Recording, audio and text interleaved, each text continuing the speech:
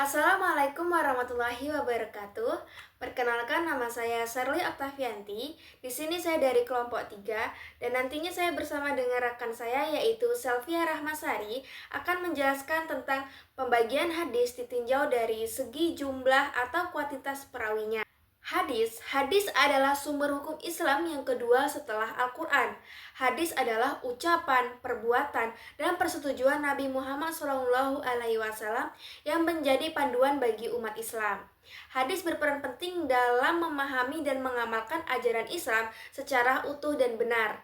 Dalam mempelajari hadis, salah satu pembagiannya adalah berdasarkan jumlah perawinya atau kuantitas.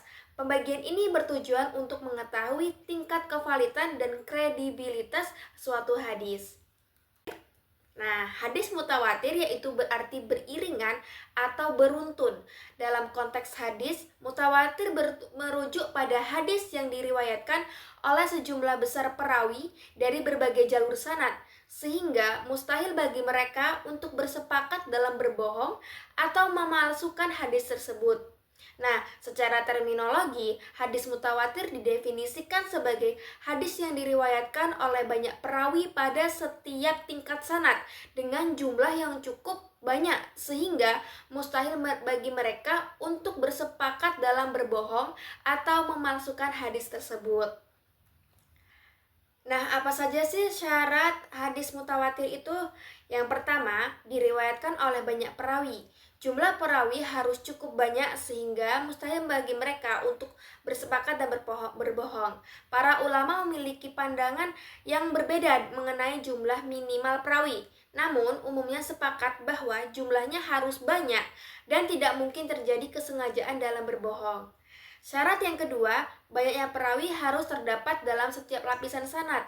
Artinya, tidak hanya terbatas pada satu lapisan sanad saja, tetapi setiap tingkat sanad, mulai dari sahabat Nabi hingga perawi terakhir. Harus banyak perawi yang meriwayatkan hadis tersebut.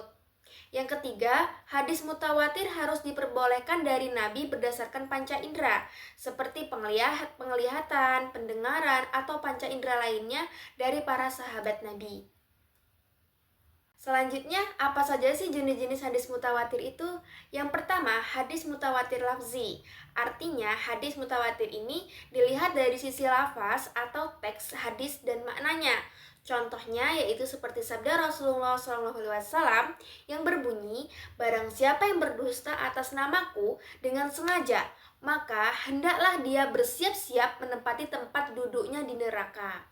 Nah, itu adalah salah satu contoh dari hadis mutawatir lafzi. Yang kedua, hadis mutawatir maknawi. Yang hadis ini diriwayatkan secara mutawatir, namun maknanya saja yang mutawatir. Lafaznya berbeda-beda, namun maknanya sama. Contohnya adalah tentang mengangkat kedua tangan ketika berdoa, meski lafaznya berbeda-beda namun maknanya sama, yaitu mengangkat kedua tangan ketika berdoa. Kitab-kitab yang memuat hadis mutawatir yaitu ada 6. Yang pertama, Sahih Bukhari, yang kedua Sahih Muslim, yang ketiga Sunan Abu Daud, yang keempat Sunan Tirmizi, yang kelima Sunan An-Nasa'i, yang keenam Sunan Ibnu Majah. Contoh dalam hadis mutawatir yaitu sholat 5 waktu adalah wajib bagi setiap muslim. Artinya, kewajiban sholat sebagai salah satu rukun Islam yang fundamental. Kewajiban ini ditetapkan berdasarkan banyaknya riwayat yang menguatkan.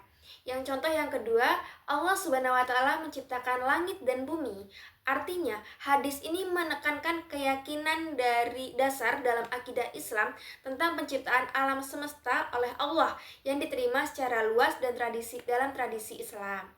Contoh yang ketiga, barang siapa yang berdusta atas namaku secara sengaja, maka hendaklah ia bersiap-siap mengambil tempat duduknya di neraka. Hadis riwayat Bukhari dan Muslim.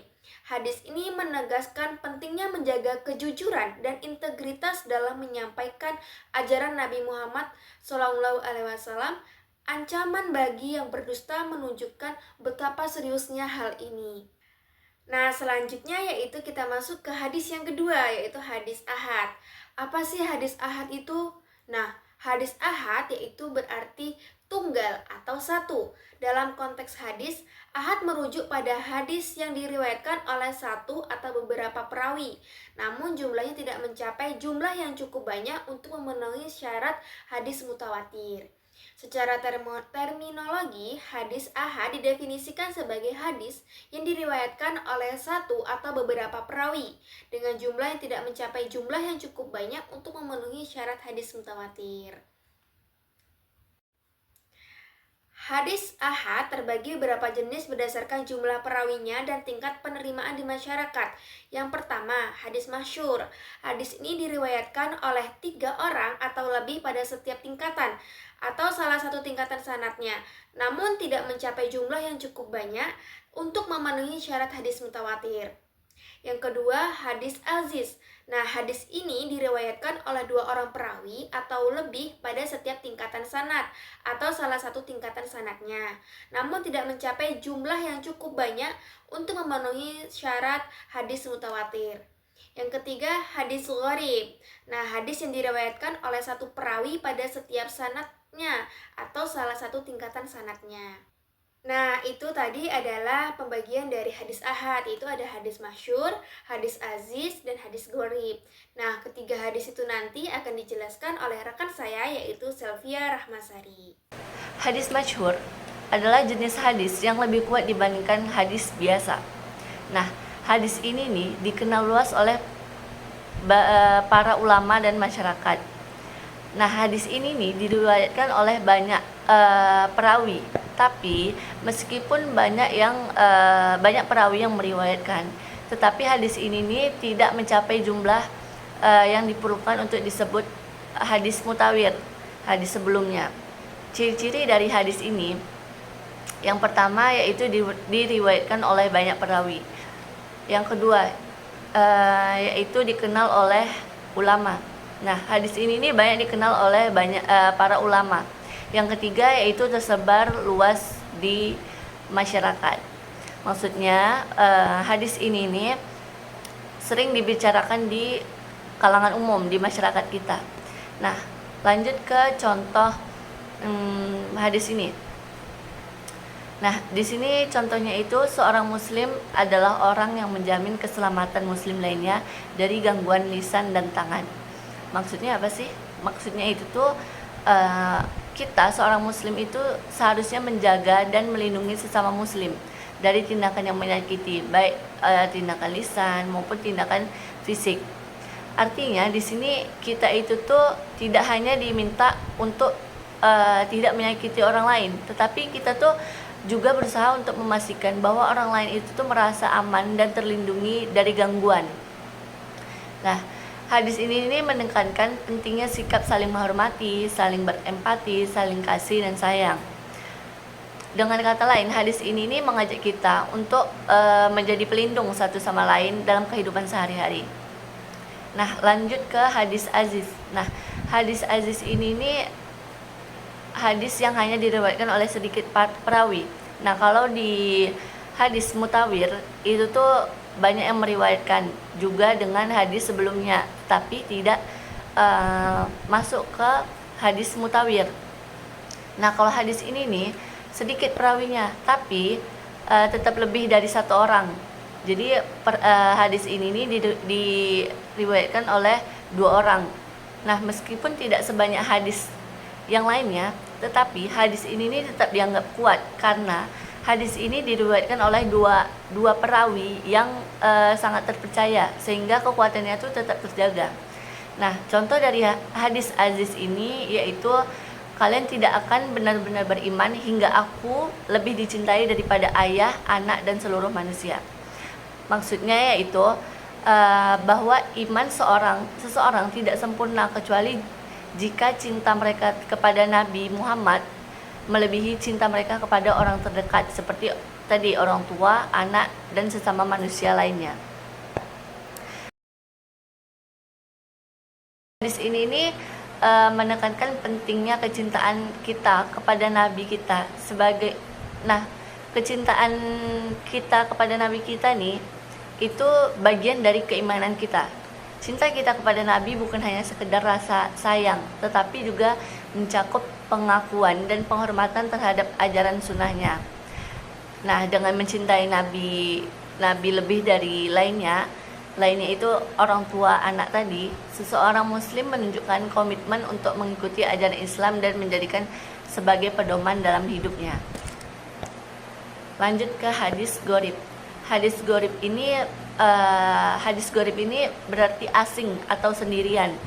Maksudnya di sini yaitu hadis ini hanya diriwayatkan oleh satu perawi, baik di semua tingkatan sanadnya atau di salah satu tingkatan saja gitu. Artinya tidak ada perawi lain yang meriwayatkan hadis tersebut, baik di seluruh rantai periwayatan sanad maupun hanya di satu tingkatan tertentu. Nah, dengan kata lain, hadis ini memiliki karakteristik yang unik. Kenapa dibilang unik? Karena hadis ini tidak ada dukungan dari perawi lain yang menjadikan asing. Dalam konteks asing tadi nih, pengetahuan hadis, hal ini bisa membuat kevalitan atau kekuatan hadis tersebut lebih lemah dibandingkan hadis-hadis yang lainnya yang diriwayatkan oleh banyak perawi, seperti hadis masyhur dan hadis mutawir tadi. Namun, hadis gharib ini tetap bisa dipertimbangkan dalam studi hadis, tergantung pada kendala perawinya. Nah, lanjut ke macam-macam hadis. Macam-macam hadis gharib ini, yang pertama ada hadis gharib mutlak. Nah, hadis gharib mutlak ini hanya ada satu perawi di setiap tingkatan sanadnya. Yang kedua yaitu hadis gharib nisbi. Maksud dari hadis gharib nisbi yaitu hanya ada satu perawi di satu tingkatan sanad. Nah, sementara di tingkatan lainnya ada beberapa perawi. Contoh dari masing-masing hadis gharib itu, yang pertama contoh dari hadis gharib mutlak, yaitu barang siapa yang membaca surah Al-Ikhlas 10 kali, maka Allah akan membangunkan istana baginya di surga. Diriwayatkan oleh Abu Hurairah. Sudah sering kita dengar. Yang kedua, hadis gharib nisbi. Contohnya itu barang siapa yang berpuasa pada hari Senin dan Kamis, maka Allah akan mengampuninya. Nah, contoh ini hanya ada satu perawi di tingkat tertentu.